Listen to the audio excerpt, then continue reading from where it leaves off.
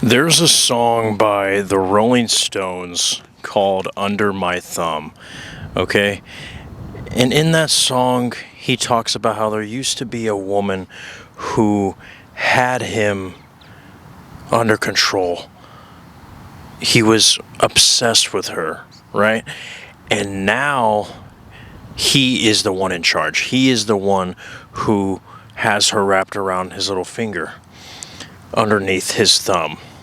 And every single time I listen to this song, it is such a contrast to a lot of the lovey dovey songs where the person just puts their specific people on a pedestal, right? And even though the lyrics might not be the most holy, the most wholesome, I think we need to flip the script just the same way. What if you were to tap into the darkness? What if you were to consider what it would be like to hate your SP, to be disgusted by them? Now, this is not a video of me trying to persuade you to give up. No. But this video is for people who put that specific person on such a pedestal that they forget about their own value. Because no matter how beautiful, sexy, attractive they are, you are more important.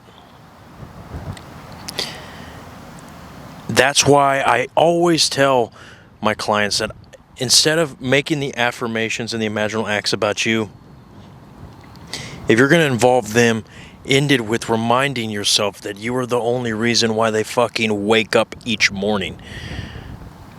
You are the reason why they breathe. They can't eat, sleep, drink, or breathe, or do anything apart from your permission. Every single molecule and atom belongs to you. That's the way that you have to think. But just ask yourself, what would it be like if they were the ones chasing you and you were not interested in them? Because look, when I try this, I'll give an example. Like right now, I have a few women that come to mind that are, like right now, I'm not trying to manifest a specific person. I'm good in that area. But I have women who I know that if I was trying to manifest a specific person, those would be the candidates. Right? And even today, I can sense the old identity creep up and me looking at them like, oh, they're out of my league. Oh, it would be quite rare for a woman of her caliber to choose someone like me. But you see, the moment you catch yourself talking about a man or a woman like that is where you need to wake the fuck up. They eat shit and sleep just like you. And I'm gonna go a little crazy here. I like Latinas, right?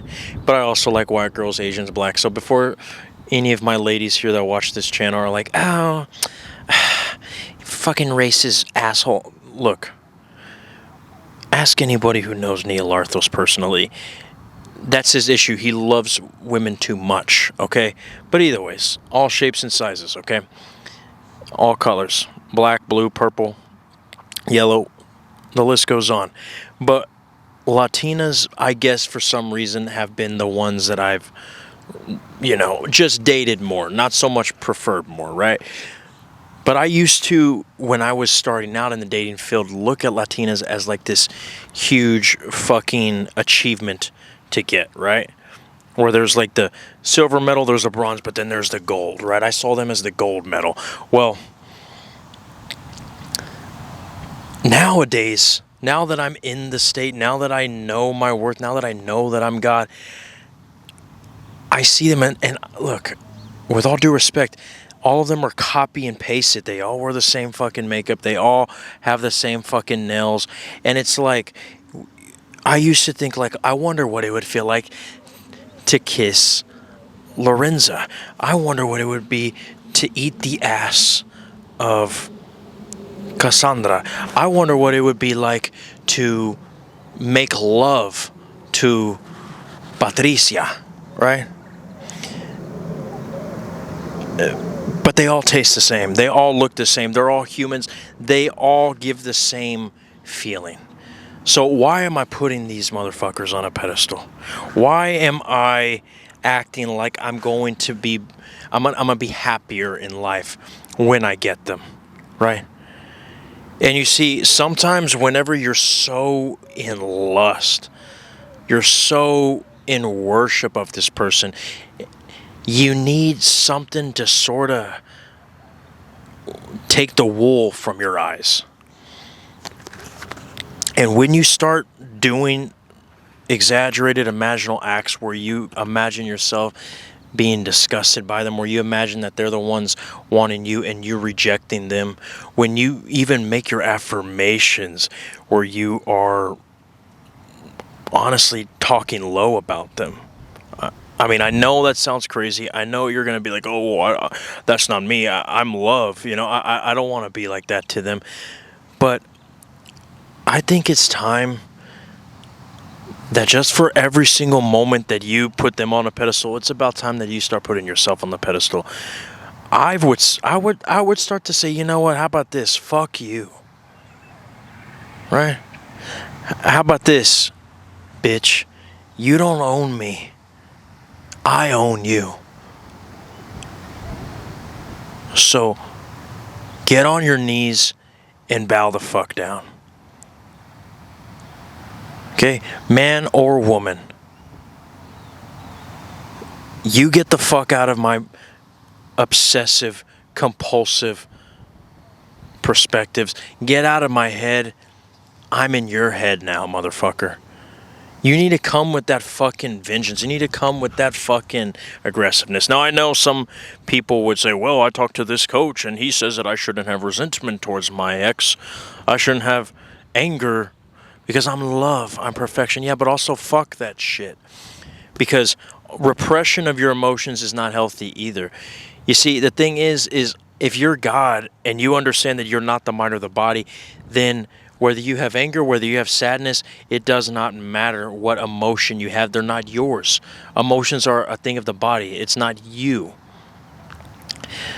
The issue with emotions is when you identify them. But all you have to do is allow whatever emotion pops up, whether it's anger, resentment. And if you don't identify with it from the God state, from the separation, then you're good. It won't affect your manifestation. It won't delay things. Okay? But seriously, I mean, just try this right now. Like, whatever image pops up in your brain when you think of Johnny or you think of Patricia, right? When you think of Sally, when you think of Sarah, look at that image. And I want you to go fucking vulgar. I want you to say, I own you, bitch. Fuck you. Just try it. Just see what it feels like.